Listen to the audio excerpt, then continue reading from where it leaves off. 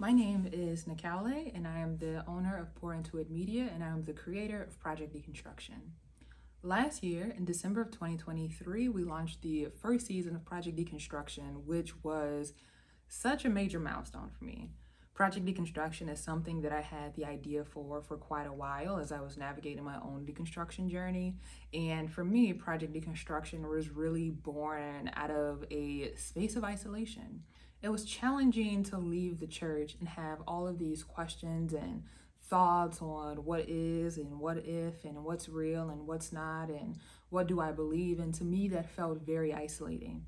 I had spent nearly my entire life in the same church, and once I stepped away, it was very challenging to really figure out what it is that I myself believed in versus what I was taught to believe. I found myself spending tons of times on the internet, finding different influencers and other spiritual leaders and other sermons from different churches, which then led to me listening and reading the works of people of different religions all together, people of different spiritual beliefs.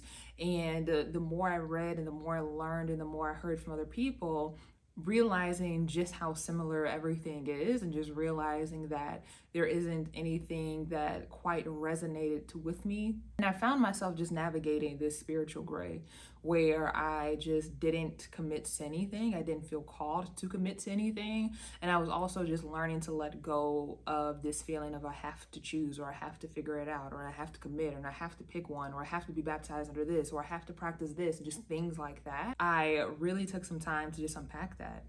And on my deconstruction journey, one of the things that I was craving is hearing from people who had also deconstructed, not people who deconstructed and then went to a new church, or people who deconstructed and then converted to a new belief, but people who just gave themselves the space to navigate their own spiritual journeys and whatever that looked like. When talking about this with my friends, I realized just how many of us were navigating very similar things, right? When it comes to a number of my friends, a lot of us all grew up in the church, and none of us are really in church currently. Some of us still identify as Christian. Some of us identify as more spiritual. Some of us identify as agnostic or atheist or practice Satanist. And it was very eye-opening and heartwarming to have these conversations with people. People came on the first season of Project Deconstruction and they spoke openly and they spoke transparently about what it was like to grow up in the church, and if they had an option on growing up in the church, or if they had a choice of what they wanted to believe in or how they wanted to know God, and if they even have the space to figure out if they even believed in God in the first place. And it was an amazing time. I had conversations with some really cool folks, which is something that I have not done before. And I'm incredibly happy of what that has turned into. And I'm incredibly happy of what that has looked like. It's been a huge learning curve on this end, because with a project like Project Deconstruction, this was my first time launching or doing something like this. This was a huge undertaking for me. It was a huge learning curve. I was learning platforms. I was learning how to edit. I was learning how to do sound. So you'll notice some difference between the first and the second season. You'll notice some things that I continue to improve on and learn about. But it's been absolutely amazing to have that journey. In May, the first season had hit over 45,000 views across platforms, which is huge. It's such a successful first season. It's reached so many people, and I've had people reach out and tell me how much they appreciate it. People have reached out and told me their own spiritual journeys, and for that to be the start of it, for me to still be at the beginning, is absolutely amazing. And how well received this has been, and how many people have shared parts of their spiritual journey with me, and that isn't something that I take for granted or take lightly in any way, shape, or form. So for people who have joined me for the first season, thank you. To the people who have watched, who have commented, who have shared, who have engaged, thank you. Like, stuff like that really does mean a lot, especially with this being my first project. So yeah. This season, I'm doing things a little different, and I imagine I will continue to do things differently as I figure out what I want this to look like.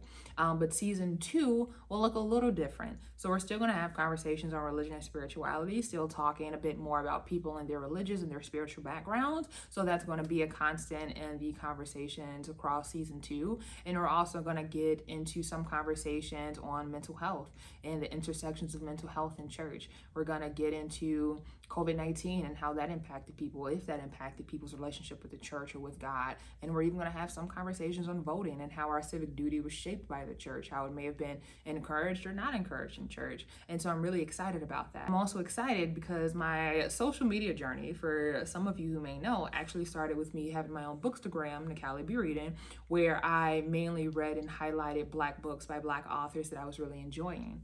And one of my favorite authors is Octavia Butler. Huge science fiction and fantasy fan. Octavia Butler is one of my favorite authors.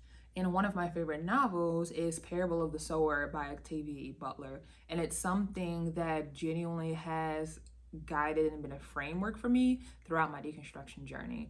And reading Parable of the Sower from the point of view of the main character, Lauren Alumina, and seeing her deconstruction journey and seeing her exploration of Earthseed has served as a very strong framework for me as I deconstruct. And it's also just been incredibly heartwarming, and it feels affirming to read the story of someone who is undergoing her own deconstruction journey, someone who is figuring things out for themselves, someone who is letting go the God that they were taught to believe in and discovering the God that they truly believe in and what resonates with them. And I was able to bring some of those themes to the conversations in Project Deconstruction, and even on my TikTok and across social media, and even on the website with my blog, I'll be sharing a bit more about my deconstruction journey and how this book has impacted my deconstruction journey and what that has looked like for me, and also some of my thoughts and analysis on the novel. And so I'm incredibly excited to bring to you the second season of Project Deconstruction. I'm incredibly excited to bring Octavia Butler season to life. Thank you for engaging. Please leave your thoughts. Please interact.